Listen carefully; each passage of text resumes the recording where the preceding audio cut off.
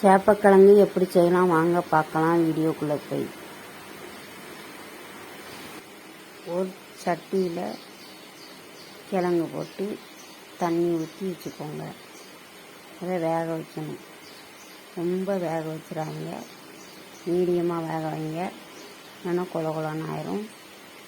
அப்போ தான் நல்லா வேக வைங்க. இந்த மாதிரி வேக வைக்கணும். கட் பண்ணி வச்சுக்கணும். ரொம்ப வேக வச்சிங்கன்னா கொல கொலன்னு ஆயிரும். அதுதான் நல்லாயிருக்கும். சின்ன வெங்காயம் உரித்து வச்சுருக்கேன், வெள்ளைப்பூடு உரித்து வச்சுருக்கேன், ஒரு தக்காளி பழம் வெட்டி வச்சுருக்கேன், கொத்தமல்லி பொடி வத்த பொடியெல்லாம் கலந்துருக்கு 3 ஸ்பூன் எடுத்து வச்சுருக்கேன். புளித்தண்ணியும் கரைச்சி வச்சுருக்கேன் கொஞ்சமாக. இதில் ஒரு தேங்காய் வெங்காயம் ஒரு வெங்காயம் போட்டு அரைச்சி வச்சுருக்கேன். எல்லாம் தேவையானது எடுத்து வச்சு நீங்கள் சட்டியை அடுப்பில் வைக்கணும். அடுப்பு வச்சு அடுப்பு பற்ற வச்சுட்டு எண்ணெய் ஊற்றணும். எண்ணெய் சூடாகினதும் எண்ணெய் காஞ்சதும் கடுகு போடணும். கடுகு போட்டாச்சு. கருவேப்பிலை போடணும். கருவேப்பிலை போட்டாச்சு. அடுத்தது வெங்காயம், சின்ன வெங்காயம் உரிச்சு வச்சோம்னா அதை போட்டு ஒரு வதக்கு கொஞ்சம் லேசாக வெந்து வந்ததும் வெள்ளைப்பூடு கொஞ்சம் போடணும். வெள்ளைப்பூடு போட்டாச்சு. வெள்ளைப்பூடு போட்டு 2 வதக்கு வச்சுட்டு தக்காளி பழம் ஒரு தக்காளி பழம் வெட்டி வச்சு தக்காளி பழம் போடுங்க. கொஞ்சம் வெந்து வரட்டுங்க. இது மாதிரி நீங்களும் புளிக்குழம்பு வச்சு பாருங்கள், நல்லாயிருக்கும். வச்சு பார்த்துட்டு டேஸ்ட் எப்படி இருக்குன்னு சொல்லுங்கள், கமெண்டில் போடுங்க. புளித்தண்ணி ஊற்றியாச்சுங்க. வெந்ததும் புளித்தண்ணி ஊற்றியாச்சு. கொதிக்கணும். தண்ணி நல்லா கொதிச்சதும் புளித்தண்ணி கொதிச்சாதான் நல்லாயிருக்குங்க குழம்பு வைக்கும்போது. புளித்தண்ணி கொதிச்சதும் பார்த்தீங்கன்னா எவ்வளோ அழகாக நல்லா கொதிச்சு வருதுன்னு. நல்லா கொதித்து வரணும். மஞ்சள் பொடி போடணும். மஞ்சள் பொடி போட்டாச்சு. மஞ்சத்தூள் மசாலா போட்டாச்சு. எடுத்து வச்ச மசாலா போட்டு வச்சாச்சு. ஒரு கலக்கிட்டு அது 1 நிமிஷம் கொஞ்சம் வேக விடுங்க. தண்ணி தேவையான அளவு ஊற்றிக்கோங்க.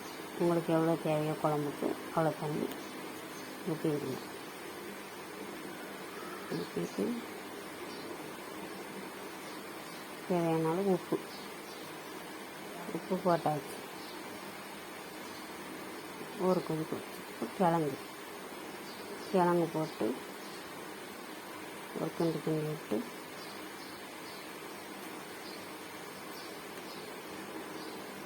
இந்த மாதிரி குழம்பு வைங்க. மூடி வச்சாச்சு. பாருங்கள், மூடியை திறந்தாச்சு. பாருங்கள், நல்லா வெந்துட்டு தேங்காய் அரைச்சி வச்சதை ஊற்றியாச்சுங்க.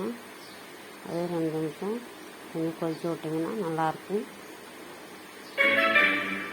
வீடியோ பார்த்துட்டு எங்களுக்கு சொல்லுங்கள், கமெண்டில் போடுங்க, லைக் பண்ணுங்கள், சப்ஸ்கிரைப் பண்ணுங்கள், பெல் பட்டனை கிளிக் பண்ணுங்கள். 2 செகண்ட் நல்லா கொதிச்சிட்டுனா நல்லா வந்துடுங்க. அதுக்கப்புறம் மூடியை திறந்து பார்த்தீங்கன்னா நல்லாயிருக்கும்.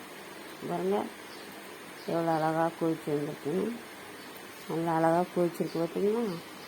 பாருங்கள் எப்படி இருக்குங்க, கிழங்கு எப்படி துண்டாக இருக்குங்க. ரொம்ப வேக வச்சுறாங்க. ரொம்ப வேக வச்சிங்கன்னா வழுக்குன்னு கொல கொலான்னு ஆயிடும். இப்படி மீடியமாக வெந்தால் தான் நல்லாயிருக்கும் கிழங்கு. சூப்பராக இருக்குது பார்த்தீங்களாங்க. இது சோறில் ஊற்றி சாப்பிட்டா சூப்பராக இருக்கும் குழம்பு. இந்த மாதிரி செஞ்சு பாருங்கள். உங்கள் வீட்லேயும் இது மாதிரி குழம்பு வச்சு பாருங்கள், சூப்பராக இருக்கும். எல்லோரும் விரும்பி சாப்பிடுவாங்க. சேப்பக்கிழங்கு குழம்பு, புளிக்குழம்பு சூப்பராக இருக்குன்னு சொல்லுவாங்க. இது மாதிரி பண்ணி பாருங்கள். இப்படி கிழங்கு இருந்தால் தான் நல்லாயிருக்கும். எடுத்து சாப்பிட்றதுக்கு சூப்பராகவும் இருக்கும்.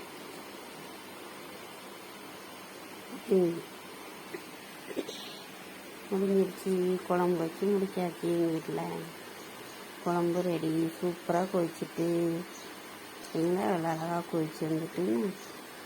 அவ்வளோதான். இந்த வீடியோ பார்த்ததுக்கு எல்லாருக்கும் நன்றிங்க.